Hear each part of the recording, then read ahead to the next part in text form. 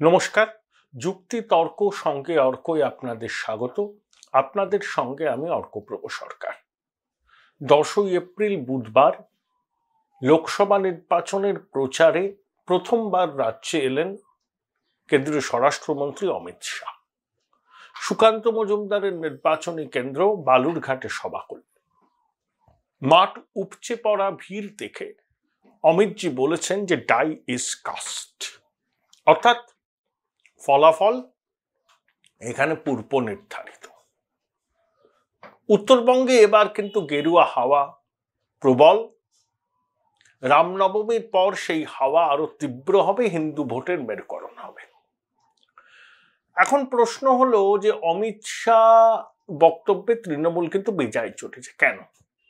অমিত শাহ কথা বলেছেন যে ভূপতিনগরে বোমা বিস্ফোরণের ঘটনায় যারা জড়িত তাদেরকে উল্টো করে ঝুলিয়ে রাখা উচিত, তারা যেন জেলেই থাকে সেটা নিশ্চিত করা উচিত। এটা শুনেই মানবাধিকার সংগঠন আর শাসক তৃণমূল তেলে বেগুনে জ্বলে উঠেছে। কেন্দ্রীয় স্বরাষ্ট্রমন্ত্রীর মুখে একই ভাষা, সরব হয়েছেন সুজাত বত্র, রঞ্জিত সুর, আর তৃণমূল তো আছেই, সবজান্তা মুখপাত্র থেকে বড় নেতা সবাই এক বাক্যে অমিত শাহকে বিঁধেছেন। কিন্তু অমিত শাহ কি খুব অসত্য কথা বলেছেন? দেশের স্বরাষ্ট্রমন্ত্রী হিসাবে দেশের নিরাপত্তার দায়িত্ব তার। সেখানে 2022-এর ডিসেম্বর মাসে 3 জন বোমা বিস্ফোরণে মারা গেলেন, ছিন্ন ভিন্ন হয়ে গেল তাদের দেহ ভূপতিনগরে। এনআইএ তদন্ত করলো, এনআইএ এর আদালতের নির্দেশে সেখানে এনআইএ এর প্রতিনিধি দল গিয়েছিল অভিযুক্তদের জিজ্ঞাসাবাদ করতে, প্রয়োজনে হেফাজতে নিতে, কারণ অনেকবার এনআইএ এদেরকে ডেকেছিল কিন্তু এরা কেউ যায়নি। এবং তারপরে দেখুন এনআইএ এর আধিকারিকদের বিরুদ্ধে শ্লীলতাহানির অভিযোগ দায়ের করা হলো এবং ভূপতিনগর থানার আধিকারিকদের সে কি তৎপরতা, কিরকম মুখ পড়ল আদালতে গিয়ে। আদালত বলেই দিল যে তলব করা যাবে না, কোনো কঠোর পদক্ষেপ করা যাবে না, জিজ্ঞাসাবাদ করতে হলে 48 ঘন্টা আগে নোটিশ দিয়ে ভূপতিনগর থানাকে নোটিশ দিতে হবে এনআইএ এর আধিকারিকদের। ভিডিও কনফারেন্সিং এর মাধ্যমে জিজ্ঞাসাবাদ করা হলে করতে হবে। পুলিশের এই তৎপরতা দেখুন, এর থেকে কি প্রমাণিত হয়? যে বোমা বিস্ফোরণ কাণ্ডে যারা জড়িত থাকার অভিযোগ উঠছে যাদের বিরুদ্ধে, তাদেরকে রক্ষা করার জন্য কি তৎপরতা। এই অভিযোগ যদি কেউ তোলে সে কি মিথ্যা বলবে?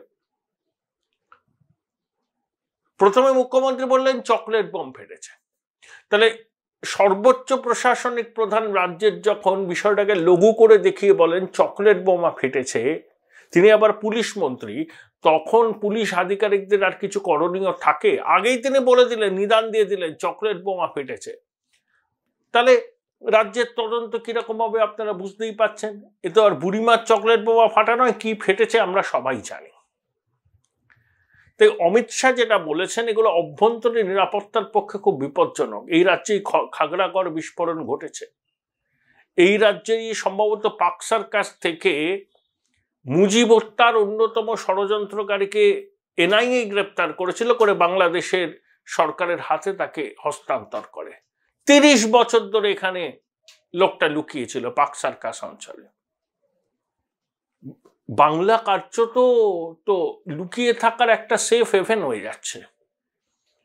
আর এনআইএ এর মতো সংস্থা যারা জাতীয় নিরাপত্তার বিষয়টাকে দেখে, তাদের বিরুদ্ধে শাসক দলের কি ক্ষোভ, কি তোপ, কি ক্রুদ্ধ তারা। অর্থাৎ অভ্যন্তরীণ নিরাপত্তা সম্পর্কে তৃণমূলের কোনো ধারণা আছে? আমি মনে করি ধারণা থাকা কথা নয়, কারণ এতটাই প্যারোকিয়াল না এরা। ওদিকে কুচবিহার, এদিকে আসানসোল, এর বাইরে কিন্তু এদের কোনো চিন্তা ভাবনা নেই। ভাবুন না, আঞ্চলিক দলে সর্বভারতীয় সাধারণ সম্পাদক হয়। গেঞ্জির কখনো বুক পকেট দেখেছেন আপনি? দলটা আঞ্চলিক, সর্বভারতীয় সাধারণ সম্পাদক। তো অমিত শাহ ঠিক কথা বলেছেন। দেখুন উনি অত্যন্ত টাফ। মমতা বন্দ্যোপাধ্যায় দেখবেন পারতপক্ষে অমিত শাহের সঙ্গে সাক্ষাৎ করতে চান না, তিনি মোদিজির কাছে যান। মোদিজি মমতা বন্দ্যোপাধ্যায় বয়সে 2-4-5 বছরের এদিক ওদিক, হয়তো ওয়েভলেন্থ মানে হতেই পারে, একটা প্রজন্মের একই প্রজন্মের সবাই, তো ওদের মধ্যে একটা ওয়েভলেন্থ ম্যাচ করার ব্যাপার থাকে। কিন্তু অমিত শাহ পরবর্তী প্রজন্মের নেতা, অত্যন্ত রাফ অ্যান্ড টাফ দুষ্কৃতীদের দমনের ক্ষেত্রে। সেখানে প্রভাবশালীদের বাঁচাও এই কাঁদুনি গাইলে কিন্তু অমিত শাহ শুনবেন না, এটা মমতা বন্দ্যোপাধ্যায় জানেন। তাই কখনো হোদল কুতকুত ইত্যাদি শব্দবন্ধে তাকে আক্রমণ করেছিলেন। আর অমিত শাহ বালুরঘাট থেকে যেটা বললেন সেটা একটা টাফ মেসেজ সমস্ত দুষ্কৃতীদের কাছে। দেখুন, কলকাতা হাইকোর্টের নজরদারিতে সন্দেশখালী তদন্ত করবে সিবিআই। কি কি হাইকোর্ট নির্দেশ দিয়েছে আপনারা জানেন। একটা সেপারেট মেল আইডি ক্রিয়েট করতে হবে, সংবাদপত্রে বিজ্ঞাপন দিতে হবে, জমি দখল, জমির চরিত্র পরিবর্তন, মহিলাদের উপর নির্যাতন, সমস্ত কিছু সিবিআই তদন্তের আওতায়। 2রা মে সিবিআই প্রাথমিক রিপোর্ট দেবে। Join Indian Institute of Hotel Management now. Right choice, right decision. Kunal Ghosh কি বললেন? তারা নাকি বিচার বিভাগ, বিচারপতিদের সম্মান করেন, কিন্তু এই রায় তাদেরকে অভিজিৎ গাঙ্গুলির ছায়া মনে করাচ্ছে। অর্থাৎ সিবিআই তদন্ত কেন হলো? অবসরপ্রাপ্ত বিচারপতিদের নিয়ে সিট গঠনের কথা বলেছিল রাজ্য, উড়িয়ে দিয়েছেন প্রধান বিচারপতির ডিভিশন বেঞ্চ। তাতেই সবজান্তা মুখোপাত্রের রাগ হয়েছে। সবজান্তা মুখোপাত্র তো তিনি যে কোম্পানিতে চাকরি করেন সেই কোম্পানির সিইওর নির্দেশকে মাথায় রেখে যা বলার বলছেন। আর ওই সিইও তো বিচার বিভাগের প্রতি তার যে কি অবস্থান সেটা আমরা জানি। বিচারপতিদের বিরুদ্ধে তিনি কি সব কথা বলেছিলেন সেগুলো তো সবাই জানেন। রাজাশেখর মান্তার এজলাস বয়কট, পোস্টারিং, তার বাড়ির সামনে পোস্টারিং, কাদের মস্তিষ্ক প্রসূত ছিল?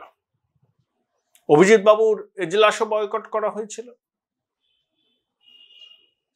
কালকে ছোঁড়া দেবাংশু অভিজিৎ বাবুকে অভিজিৎ দা, গাঙ্গুলি দা, সবজান্তা মুখপাত্র অরণ্যদেব গাঙ্গুলি কত কথাই না বলেছেন। মাননীয় বিচারপতি অমৃতা সিনহার স্বামীকে সিআইডি যেভাবে হেনস্থা করার চেষ্টা করেছিল সেগুলো আমরা জানি।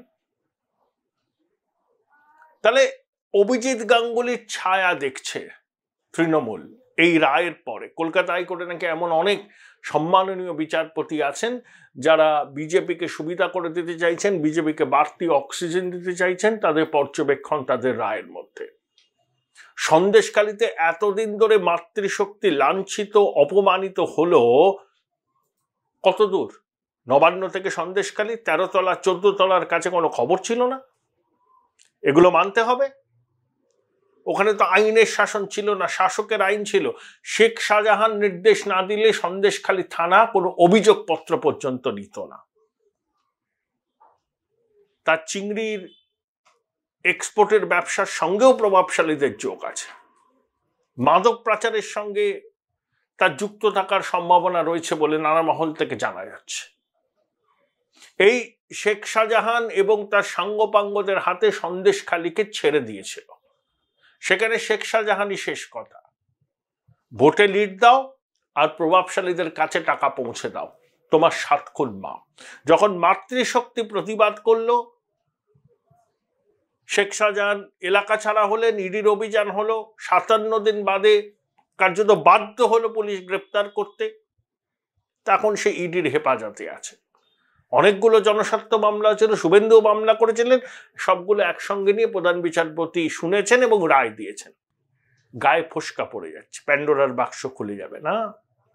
দেখুন আবার সুপ্রিম কোর্টে দৌড়ই কিনা, নামি দামি আইনজীবীদের নিয়োগ করে আমার আপনার করের টাকার ধ্বংস করে সুপ্রিম কোর্টে গিয়ে প্রধান বিচারপতির নির্দেশকে এটা চ্যালেঞ্জ করে কিনা। এটা করতেই পারে। এরা প্রত্যেকবার আদালতে মুখ পড়ে, তাও ঠেকে সেখানে। আর আমার আপনার করের টাকা যেভাবে এরা নষ্ট করছে শেখ শাহজাহান এবং তার অনুগামীদের বাঁচাতে, আগেও করেছে। শেখ শাহজাহানকে যখন সিবিআই হেফাজতে তুলে দেওয়ার কথা হলো, তখন কি কাণ্ডটা করেছিল? সুপ্রিম কোর্টে নাকি আবেদন করা হয়েছে, তাহলে শুনানি তো হয়নি, তা আবেদন করা হলে কি হবে? তখন তো কলকাতা হাইকোর্টের প্রধান বিচারপতির রায় তো স্থগিতাদেশ পায়নি কোথাও। কত রকম চেষ্টা করেছিল যে শেখ শাহজাহান যেন ইডি সিবিআই হেফাজতে না যায়। শেখ শাহজাহান চলে গেছে, আদালত সিবিআই তদন্তের নির্দেশ দিয়েছে, কোর্ট মনিটরড। যেভাবে ওই শিক্ষক নিয়োগের দুর্নীতির তদন্তগুলো হচ্ছে কোর্ট মনিটর, সন্দেশখালীতেও কোর্ট মনিটর, তাতেই ঘুম উড়েছে। সেই জন্য সবজান্তা মুখপাত্র বিচার বিভাগকে নিশানা করছেন, অভিজিৎ বাবুর ছায়া দেখছেন। আসলে পায়ের তলা থেকে যখন মাটি সরে যায় না, তখন সংবাদ মাধ্যমকে আক্রমণ, বিচার বিভাগকে আক্রমণ, এই সবগুলো করা হয়ে থাকে। এখনো দেয়াল লিখন ওরা পড়তে পারছে না। শুধু লক্ষ্মীর ভান্ডার দিলে কি মাতৃশক্তির ক্ষোভকে দমন করা যাবে? আর লক্ষ্মীর ভান্ডার 35টা প্লট বেচে কারোর পৈতৃক সম্পত্তি থেকে টাকা দিয়ে দেওয়া হচ্ছে না, সরকার দিচ্ছে। সেই সরকারের টাকা হচ্ছে সাধারণ মানুষের করের টাকা। ভারতবর্ষের প্রায় সবকটা রাজ্যই এই ধরনের কর্মসূচি নেয়। এর মধ্যে নতুনত্ব নেই, নতুন কিছু করছে না তৃণমূল কংগ্রেস। লক্ষ্মীর ভান্ডার দিই বলে বাংলায় দুষ্কৃতিরাজ কায়েম হলে চোখ বুজে থাকবো? স্বাধীনতা উত্তর পশ্চিমবঙ্গের সব থেকে বড় বড় সংগঠিত আর্থিক অপরাধগুলো হলে 14 তলা 13 তলা বলবে কিছু জানি না, ছোট ঘটনা। ভূপতিনগরে বোমা বিস্ফোরণ হলে বলবে চকলেট বোমা ফেটেছে। আমি তো লক্ষ্মীর ভান্ডার দিই, তাই আমার সব খুন মাপ। আশা করি মানুষ তাদের জীবনের অভিজ্ঞতা থেকে শিক্ষা নিয়ে তাদের গণতান্ত্রিক অধিকার প্রয়োগ